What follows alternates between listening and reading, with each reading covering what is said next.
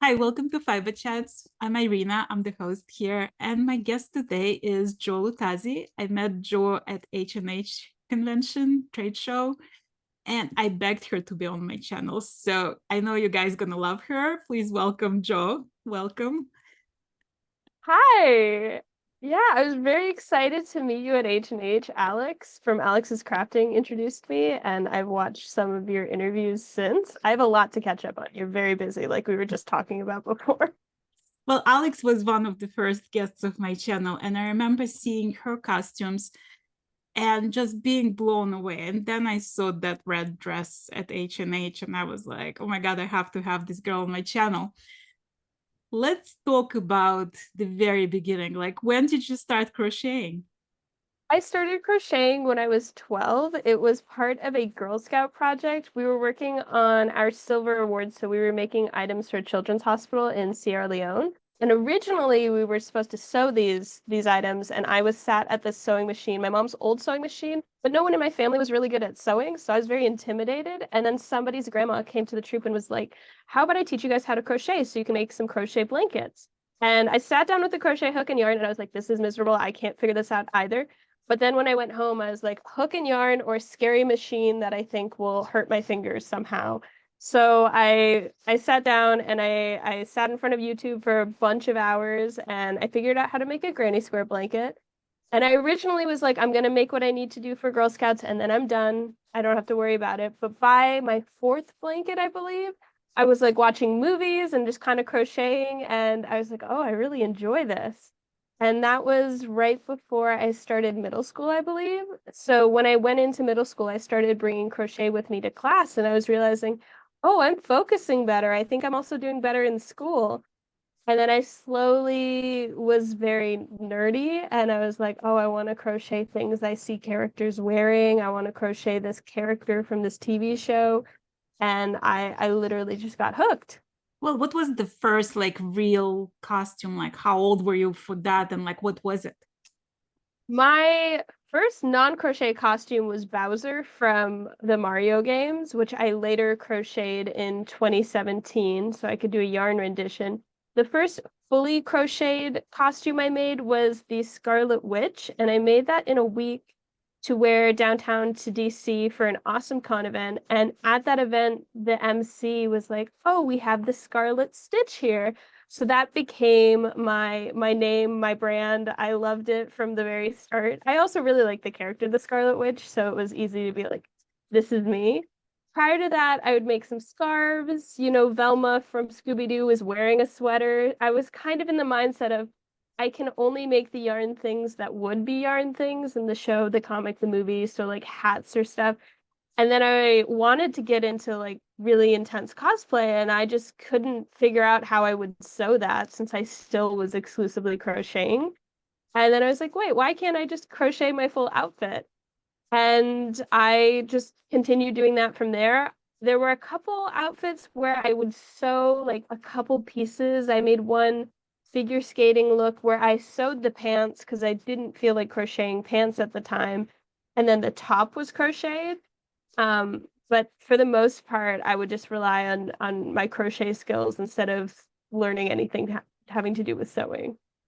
Tell me a little bit. Like, I talked to Alex about it, but tell me, my viewers, like, who don't know about these cost conventions, what it's like. Like, give us a glimpse into like what's that experience like. Yeah, I started going to conventions around the same time that I started crocheting. My first convention was in 2013. I was really obsessed with Halloween as a kid growing up. When we do our school spirit days where we're allowed to dress up and get wacky for school, I loved that. And then I found out that sometimes people who are really nerdy like to dress up to go to events like Comic Cons or anime conventions. I will say, if you don't know a lot about the culture, if you want to see an event where there are more people in costume and like the ratio of costume people is higher, I would say anime conventions usually tend to be more cosplay forward. And Comic Cons, I think you're going to see more characters that you'd recognize, but it tends to be more of a mix of people in like everyday clothes and people who are going like all out with their costumes. And you don't even need to get a badge for some of these places. If it's like taking over a downtown area, just like go out for lunch and then people watch, and you'll just see all these awesome costumes come by.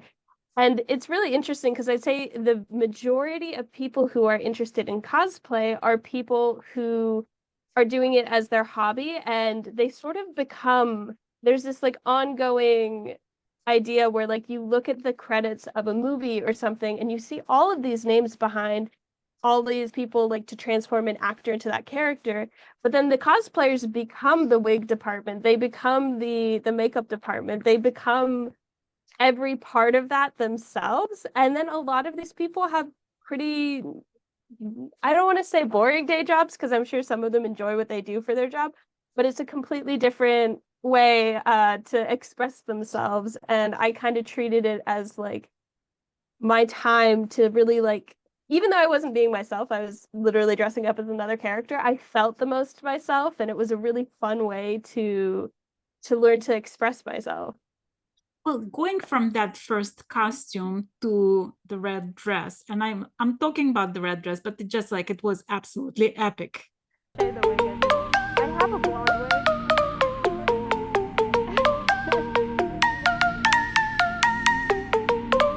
I will give you the blonde wig that I do have.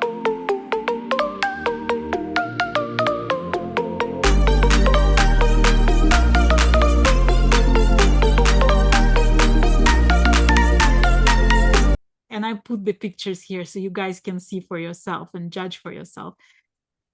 What was that journey like? Like, did you started with just the costume, but then you added parts of it, like you crochet the shoes and like all the things that go into like the wig and everything. Like, tell me like that journey, like what, how did you learn to do all of that? Yeah, so again, it kind of comes from necessity. I really like bringing as much as I can to the table when it comes to like head to toe. That particular dress I made over 4 months, and I made it because my friend got tickets to the Eras tour in Boston, and I have kind of been out of the convention scene as much as I would like. I'm finally making my return now in 2023, but COVID really threw a wrench in that. So I was really into the idea of seeing these Taylor Swift fans who were going all out for their outfits.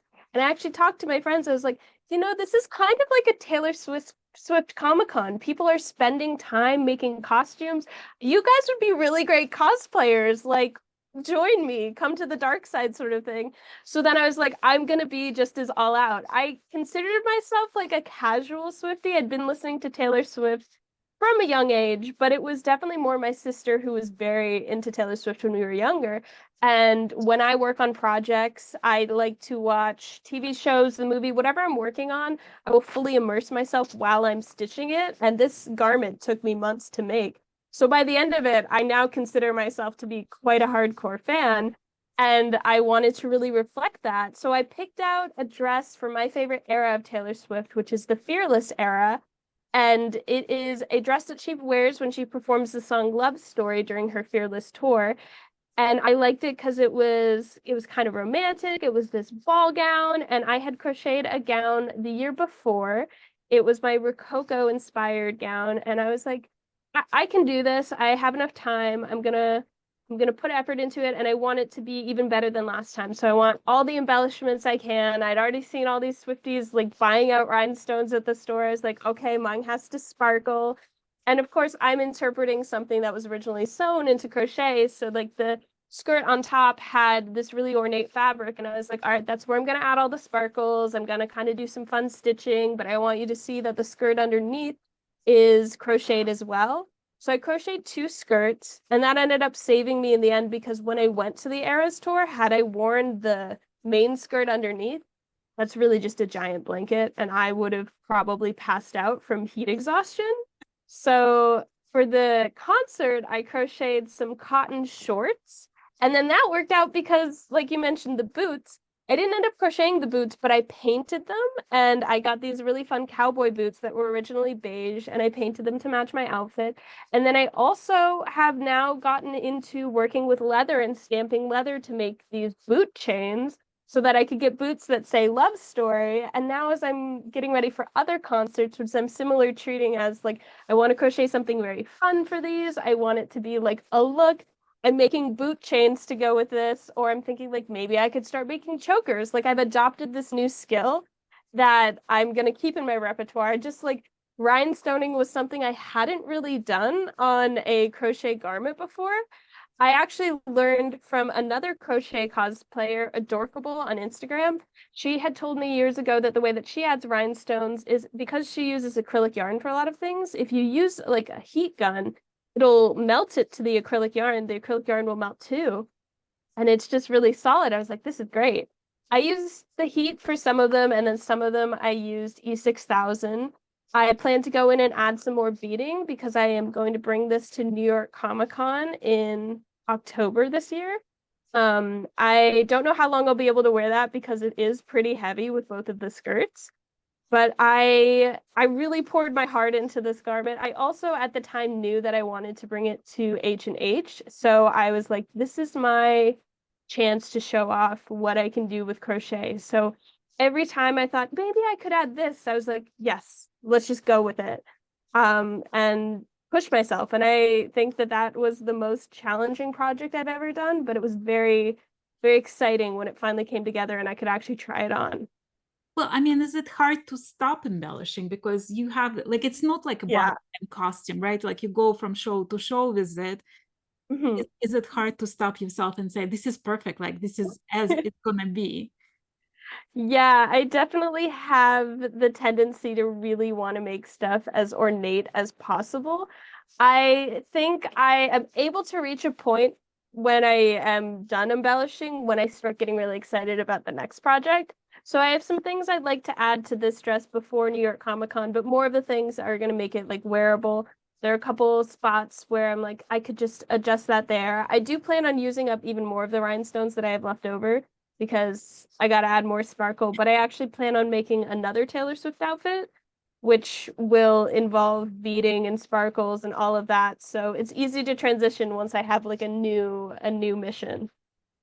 Well, after school, you actually were considering the fiber fashion, right? This career, so you went into school for that. I did, yes. I went to the Alberta University of the Arts. At the time I got accepted, it was ACAD, Alberta College of Art and Design. And I was there for 3 years. And then between COVID and getting hit by a car in 2019, I had to leave because my hands didn't work. I actually went through a hiatus where I couldn't crochet, and there was a time where I didn't think I'd ever be able to crochet again. And then after that, I made my Rococo gown. I made the ball gown. So I'm like, I can do this. But if you look to when I was in high school, there was one year where I made 30 new costumes. And not all of those were as big as ball gowns, but I was making stuff constantly. It would take me about a week to make my costumes on average. And now it takes me months, but I can still do it. You'll notice I'm wearing a compression glove. I pretty much live in these. I ice my wrists daily. A lot of my content, I'll try to be like, all right, guys, I know you're really excited, but we don't push through the pain. We don't do this con crunch thing where we stay up late at night. I'm very into ergonomics. I was passionate about it prior to my car accident, but it really was all of the physical therapy, the acupuncture, the stretches, those things that brought me back and allowed me to start crocheting again. And it was also something we didn't focus on in school. In school, it was very much like we had to constantly put out new stuff because our classes were just that fast and that Right. pacing just wasn't necessarily the healthiest thing. So as I was transitioning into, all right, what does being an artist look like for me if I want to be sustainable? I was taking the concepts that I learned in school, but I was also taking the concepts that I learned over that extensive year and a half of like rehabbing my hands into working again. And now I'm finding more of a balance and also looking at the art world being like, okay, there's some things we need to tackle here, and how can we balance that so we can make art for a long time, not just a couple months or a couple years. Well, tell me about that year and a half. Like, how was it for you mentally not crocheting, because you've been crocheting since 12, like it's all your Yeah, life basically. Like how was that year and a half for you? it was extremely hard. I was honestly going through a grieving process because at the time it really seemed like I wouldn't be crocheting again. And I had to figure out what my identity was because I went to art school because my teacher told me in high school, you know, you could crochet as a degree. And I was like, what are you talking about? She's like, yeah, it's called fiber arts. And you'd basically be, if you wanted to, crocheting your assignments. And I was like, I can go to school for that? And I had started my Etsy. I'd taken entrepreneurship classes and business classes in high school and university. And I was like, I want this to be what I do as much as I can. And it was at the time a self-sustaining project. I would sell my work and I would be able to afford my costumes. And I was like, I would like this to become something where I can live off of these skills. And as soon as the accident happened, well, actually not as soon. It took me about a semester of losing my hands. My hands started hurting more and more, and I had to make my projects for school smaller. And by the end of the semester, my hands were in too much pain. So it actually was a gradual thing, which I learned is pretty common with car accidents. Um, and then because of COVID, I was also very isolated. So there was that added layer where I was removed from the community that I was really used to having in person. And I had to reflect on what other things make me happy. And I think the thing that pulled me out of it the most was focusing on my mental state and working on like my inner self. What really helped me the most was nannying. During COVID, I was watching 3 young boys who just needed to get out of their house because their parents needed to work. And I would be doing arts and crafts with them. And it was really fun to start going back to art again, having been in art school where everything had to have a meaning, everything had to be really deep, especially being in the craft part of an art school, technique was really focused on. But when you're making arts Yeah, and crafts with a 3-year-old, you're not going to be like, that's again, not art. Of course, you're going to be like, this is beautiful. We're going to put it on the fridge. So I was starting to be like, all right, I can make my silly little crafts. Even if my hands are hurting, I can do these small things. And eventually I'd showed them the stuff that I was working on in art school. And they're like, will you teach us to crochet? And I was like, I could probably teach you. I don't need to work as much if I'm just teaching you. I can show you a couple stitches and then just watch you. And slowly I was teaching them to crochet and then they'd be working on their project and I was like, maybe I could make something small too. I am starting to feel a little bit better. And I had made this crochet mushroom as my first project, really like after that hiatus. And then I was like, I'm gonna do small projects. I'm gonna take breaks. There's still days where I wake up and my hands hurt and I'd never pick up my hook. But I was also talking with physical therapists at the time. I was like, what are the things I need to do to keep this safe and, take care of my hands? And I slowly started building that up again. But I think spending the time with the kids and creating a low pressure environment, being like, maybe I'll do this, maybe I won't, was something that allowed me to kind of unlock also the mental block that I had because the physical was kind of figured out by then. And I asked friends and stuff for kind of like support, like I'm getting back into crochet, like what are some small things I can do? And then somebody had suggested I participate in this photo shoot to do a Rococo themed shoot. And I was like, what if I make a Rococo dress? And that was a little crazy. I made that in a month and I'm still kind of shocked that that was something I created. Like I think about it now, I've made 2 ball gowns. I'm like, how did that happen after a period of time where I never thought I would crochet again? you also put a lot of those little tutorials on your YouTube channel where you teach crochet for the very beginners. Was that inspired by those kids? Yeah, I was realizing that although there are already hundreds of videos out there, I I explain stuff in a way that makes sense to me, and maybe that would help somebody else. I know it took me a lot of YouTube videos to find the ones that really clicked.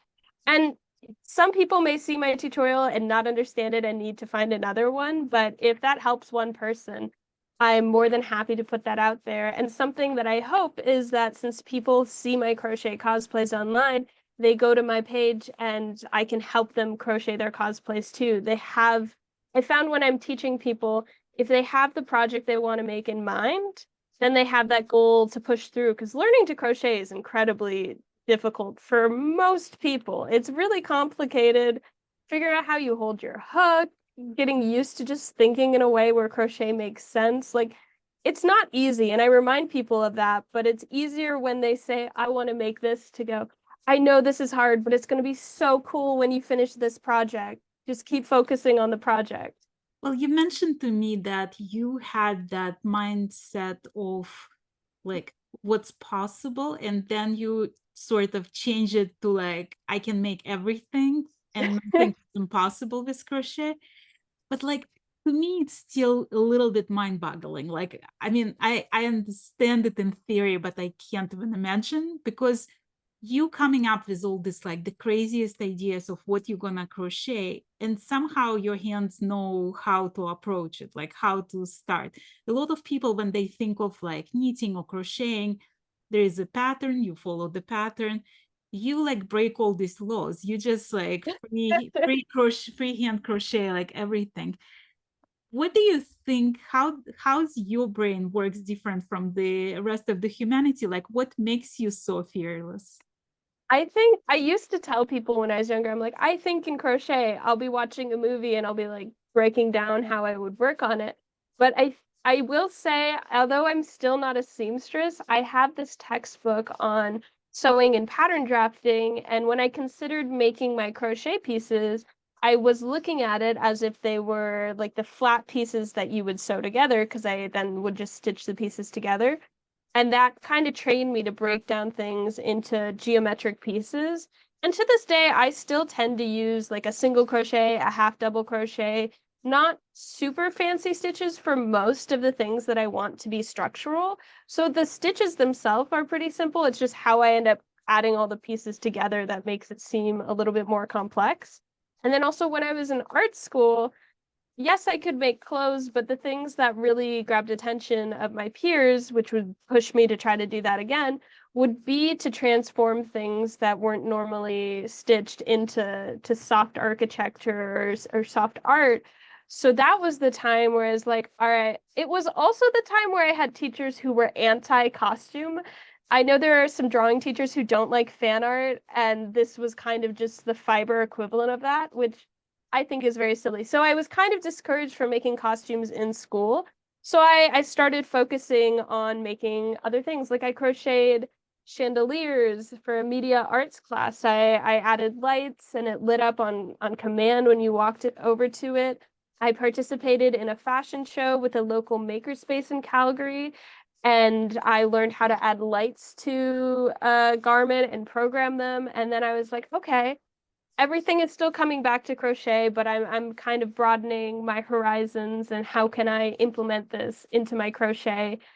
And yeah, I like to tell people, like when they'd go, can you crochet this? It's like there are things that I have crocheted and things that I haven't crocheted yet.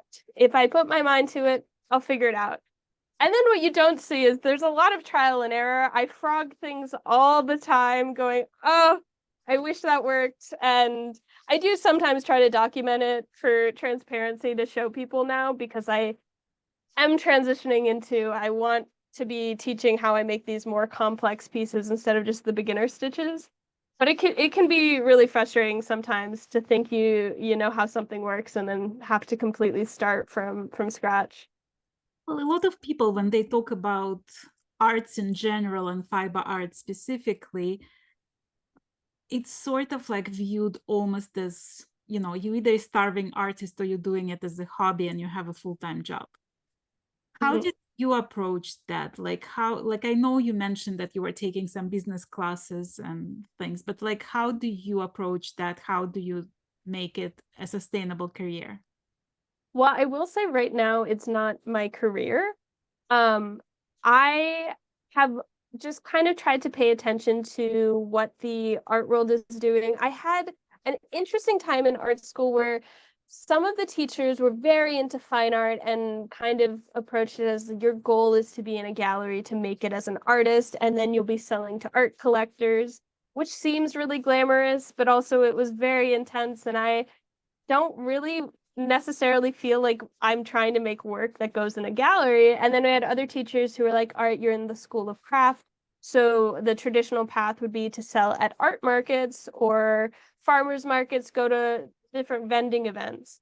And I've been picking up on doing some vending events, but what I found I enjoyed the most is teaching. So I'm trying to, instead of make more inventory, again, also with my hands, it's just the most sustainable thing for me to do would be focus on the information I have, because I only have a limited amount of time in the day that I can crochet, and then I take a break and then I take care of my hands. If I'm spending that time making commissions for other people or making inventory when I could be working on a costume, it kind of upsets me. But I've also just noticed that thanks to the pandemic, a lot of people are trying to get more in touch with hobbies because they needed something to do with their hands to pick up during that time to, keep us from going crazy. And a lot of young people have started crocheting.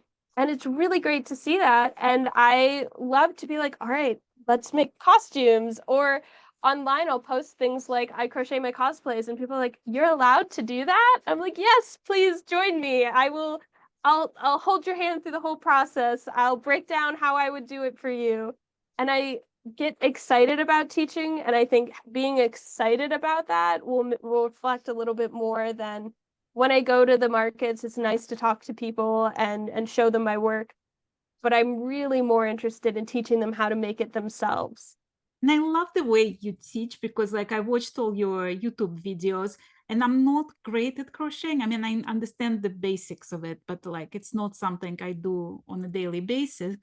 And yet I was watching you teaching how to make ruffle cuffs, and I was like, I can totally do that. Like I get it. It's like, Yay! oh, it's like it's very clear. So even a person with very limited crochet experience or no crochet experience, because you show like the very basics of crochet, can pick it up and like create something. And I think that's like the beauty of crafts in general, that like you take just yarn and a hook and like boom, there is something you can wear, right? It's something tangible coming out of it. Yeah. What's your like what's crochet for you nowadays? Like how do you describe it to other people? When I'm out and about in the world, if I'm crocheting, it's a conversation starter, but I also tend to wear a lot of my crochet. In the summertime, I'll wear jewelry like the granny square earrings. And then as soon as it gets chilly, I'm out, I'm wearing my sweaters. I thrive in the cold. And it kind of just becomes the conversation starter. But I also will bring up, because I'll babysit or I'll just talk to people, and I'll be like, are you interested in learning to crochet? I have friends who are photographers where I'm like, I could teach you to crochet and maybe I can practice some photography. You can give me some tips. I feel like there are a lot of people who are interested in just picking up and trying new things now. So it's really easy for me to be like, this is what I'm passionate about, and it's something I can talk about for hours and hours. And it usually comes up. It's very rare for me to meet someone new and not either being crocheting while I'm talking to them or talk about crochet. And I do try to toe that line between I can't control what's going to happen. That car accident was an accident that came out of nowhere. I need to make sure that I have an identity outside of crochet. But what I've accomplished with becoming a crochet teacher is that even if there's a day where I won't be able to crochet again, I'll always be able to share that knowledge and talk about crochet. And during the time where I was teaching crochet more than I was actually able to physically crochet, I learned that like I'm comfortable with that. It's okay if my output doesn't necessarily match what it used to be. Yeah. Do people ever ask you what it is you're knitting? Yes.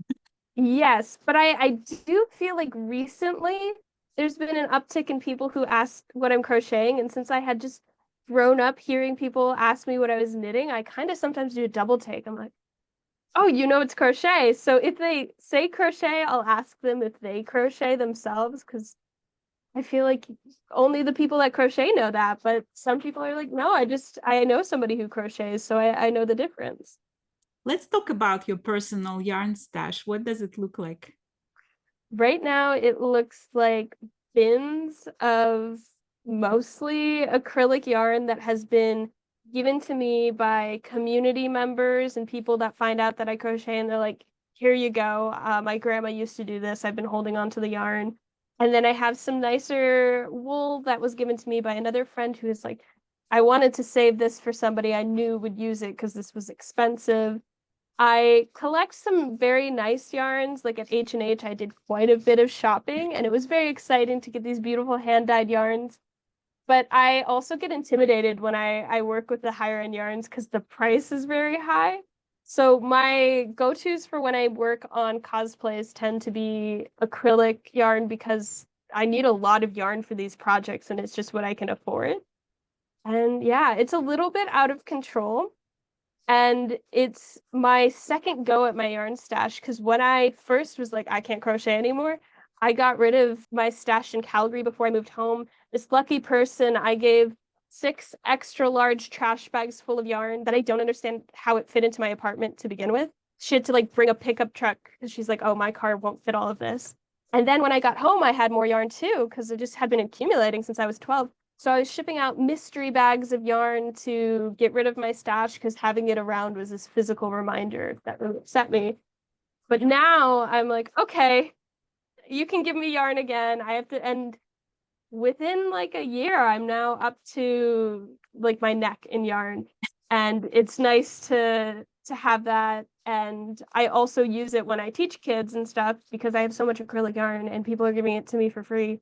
Like I will pay it forward and also bring it. And I feel weird when I go to like a troop of Girl Scouts and I'm like, all right, all of you have to buy yarn because they're committing to a project that odds are only one or two of them are going to continue to do. So I'll lend them my supplies Right. to start. When you like walk around, do you think of costumes? Is it like the next costume? Like, is it always in your head, like what's gonna be next? And Oh yeah, I when I was watching Taylor Swift and I was watching the live streams of the concert before I went to the show, I would text my friend. I was like, "Oh, I really want to make this outfit," or I would kill to have that jacket. I have to go get the yarn for that.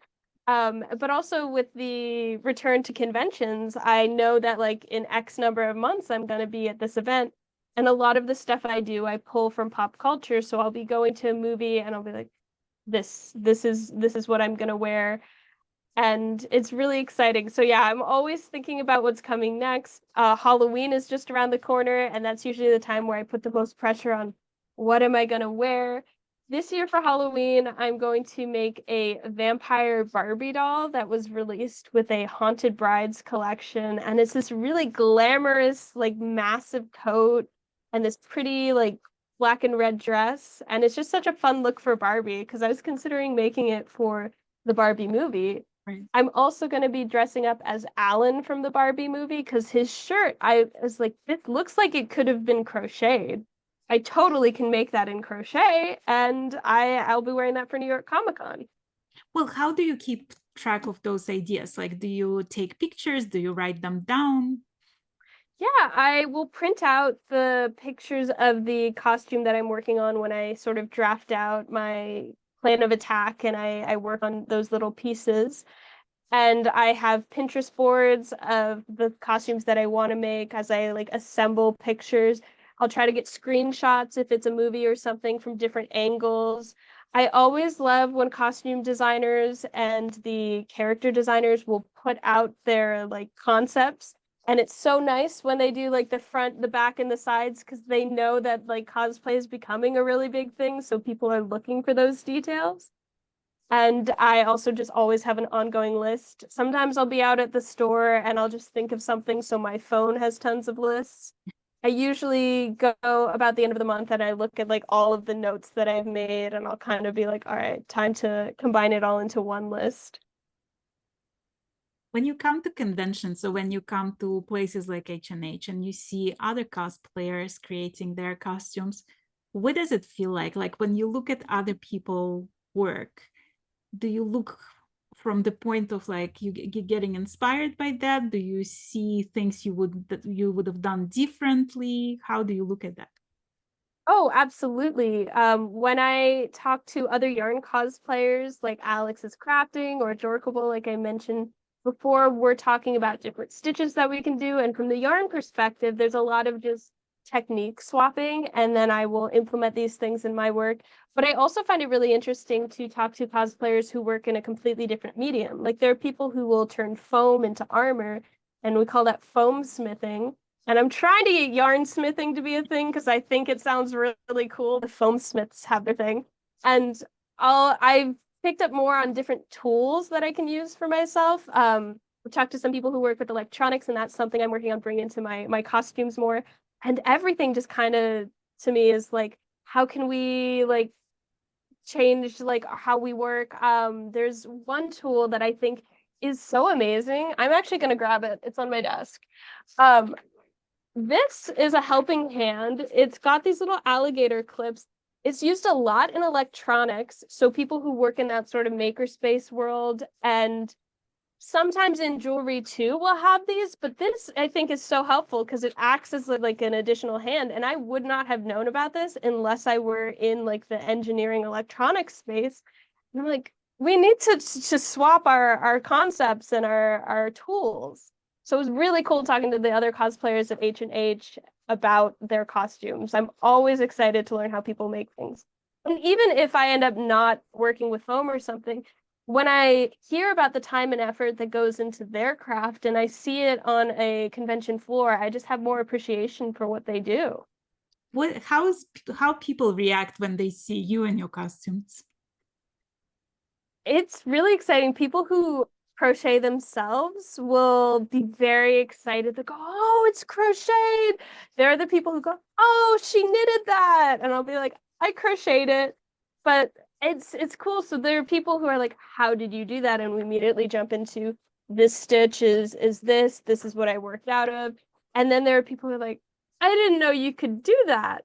I have couple times gotten grandma's version of a costume, and I'll just be like, hold up. Young people have been crocheting for a while because back in like older times when it was something that they would teach women so that they keep their hands busy, they learned when they were younger. You're not learning this at like a senior home, which is just so funny to me that it's associated with grandma. But it is really exciting because I think when you think about knitted garments and crocheted garments, you're thinking this is something that takes a lot of time. So there's automatically that association where it's clear that I put a lot of work into what I'm doing. Definitely. Well, is book in your you see a book in your future? I would love to work on a book. I actually started working on a draft when I thought I couldn't crochet anymore of the projects that I did. But I was also in this state where it was making me really unhappy to revisit this stuff. But now that I am in, I guess, more elevated mindset where I can be okay with looking back on stuff and knowing that I can crochet for now. This is what I can do. I am excited to share stuff. I put stuff out on my website, and a lot of it are older patterns where I I'm very notorious for being like, all right, I'm gonna write down what I'm doing when I'm working on it, and I do that, but then I get really excited about the next project and I just start stitching it. So I have years of pattern notes of like full patterns, but I'm just so excited about crocheting and my mind is very less eager to sit down and type out these stuff. So I think I'll need to give myself quite a bit of time to sit down and type it out. Or maybe I just have to bite the bullet and be like, please, somebody else have them do that, like translating for me. It's just so much more fun to be crocheting than it is to be writing. Well, and that's like I'm wondering if it's even possible to like write a complete pattern of a dress like this, right? Like there's so many details that goes into it, and also you keep on Oh, changing for things. sure. I also feel I make everything so specific to myself. Yes. Oh, yeah, there's that too. I feel like the way that I would talk about the ball gowns is I've been interested in maybe doing some workshops where people decide on a similar project, because my 2 ball gowns were constructed differently. The Rococo one I worked out from the round, and then the base for the Taylor Swift dress, it's just a rectangle that I gathered at the top, and then I sewed the ends together, and then I sewed it to elastic. So those are different approaches completely. So I think what I would have an easier time doing is when somebody picks out a character, I work alongside them and I help them out each step of the way. And I would be like, this is how we do it. But it would be different for each person. And it wouldn't necessarily make sense. Sometimes people like, I want to do what you did for this, but for a different character. So I think part of it would be like, these are the skills that I'd use for this costume.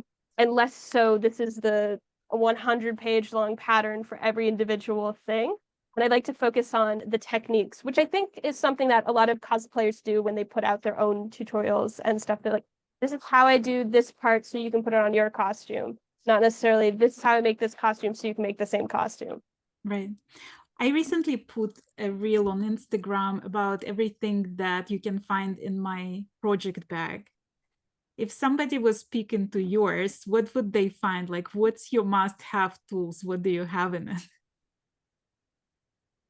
Yeah, I have my go-to crochet bag with me. It's actually, I bought it at a convention. It's meant to hold a DS, but it has these 2 pockets that I find to be really helpful. When I'm on the go, I have to think about where I am visiting because I live very close to DC and I've been to museums where they've taken scissors away from me.